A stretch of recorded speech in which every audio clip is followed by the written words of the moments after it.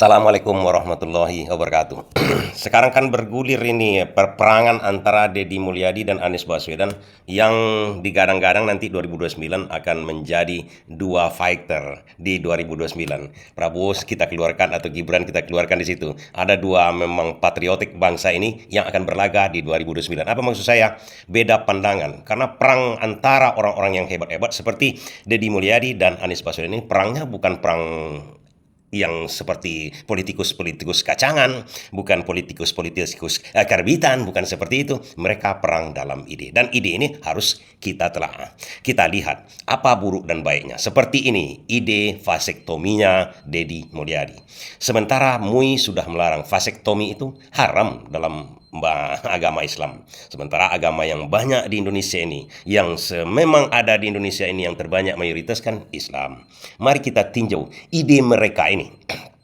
Kenapa Deddy Mulyadi untuk mengentaskan kemiskinan ini adalah idenya untuk mengadakan vasektomi. Vasektomi itu apa? Ya mengkebiri. Suami seorang laki-laki kalau udah punya anak lebih dari 2 itu wajib divasektomi, dimandulkan. Jadi vasektomi itu semacam dimandulkan, kebiri lah kira-kira begitu. Dan kalau sempat tidak dilakukan, kata Deddy Mulyadi, ini mereka tidak akan menerima bantuan sosial. Ini khusus kemiskinan, pengentasan kemiskinan. Jadi itu cara Deddy Mulyadi, tapi ini sangat tidak tepat, sangat berlawanan dengan Anies Baswedan. Anies menyentil, bukan menyentil langsung Deddy Mulyadi, tapi mereka perang ide. Kalau Deddy Mulyadi, ini solusinya. Mereka dipaksa. Keluarga miskin yang banyak anak itu dipaksa vasektomi bapaknya.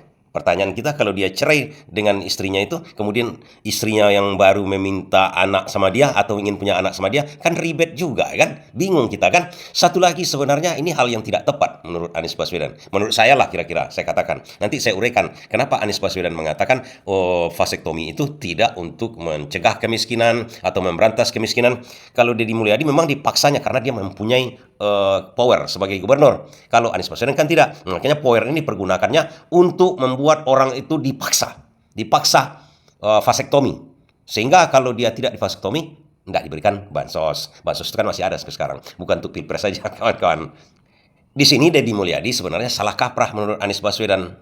Sudahlah logikanya. Sudahlah orang itu miskin yang memang dapat bantuan sosial, bansos tiap-tiap bulannya. Sekarang sudah miskin dia, tak dapat bansos lagi.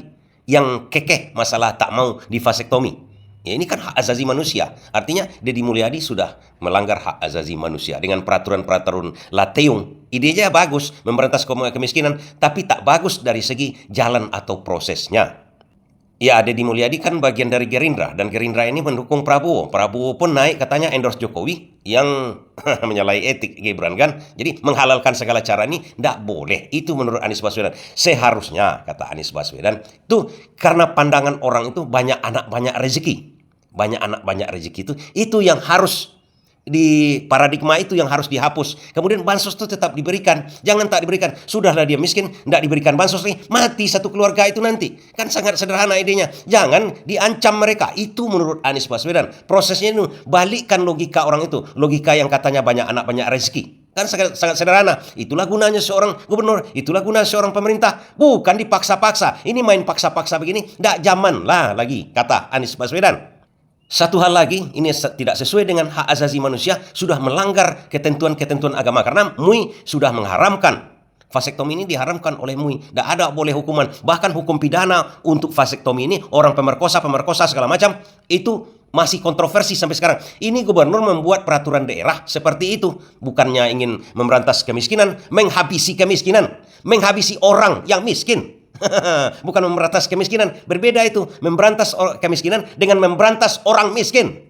Berbeda sekali. Memberantas, menghabisi dia. Sudah miskin, tidak diberi bansos, kan mati belakangan. Atau cacat, atau stunting. Kan begitu. Nah, itu menurut Anies Baswedan. Jadi pandangan mereka berdua ini sebenarnya tujuannya baik. Memberantas kemiskinan. Jalannya tak baik, akhirnya ujungnya hasilnya tak baik juga.